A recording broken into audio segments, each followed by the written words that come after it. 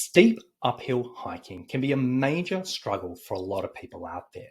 Burning legs, heaving lungs, and a constant mental battle, a lot of hikers just do not have a huge amount of fun on uphill sections.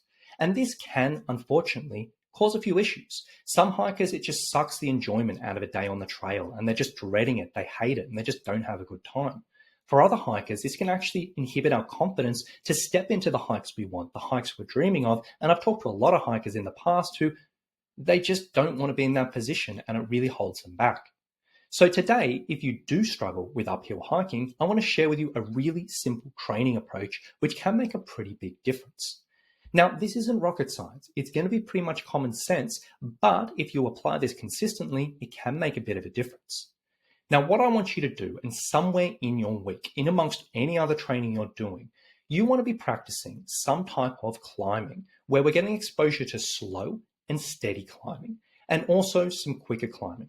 So what I mean by that is somewhere in your week, we want to find a bit of incline.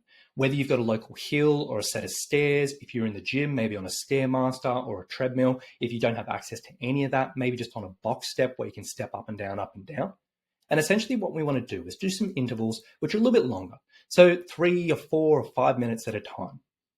Half of the time, or even 3/4 of the time, we want to practice going slow and steady. Meaning you're climbing, but going at a pace which doesn't feel too uncomfortable. Your breathing doesn't get out of control. You feel comfortable and practicing that. Now, this in itself is a learned skill, and purely learning how to do this and how to stay in control when we've got these inclines, it can make a massive difference out on the trail.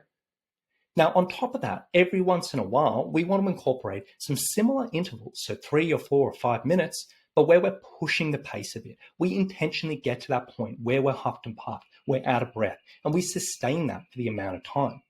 Now, as much as we don't really want to be working at these types of intensities when we're on the trail because it's not very comfortable, practicing this in your training can create certain adaptations in the body just to help us feel more comfortable on the inclines, help us feel more comfortable if we do get into that type of situation, and really just complement the slower stuff you're doing.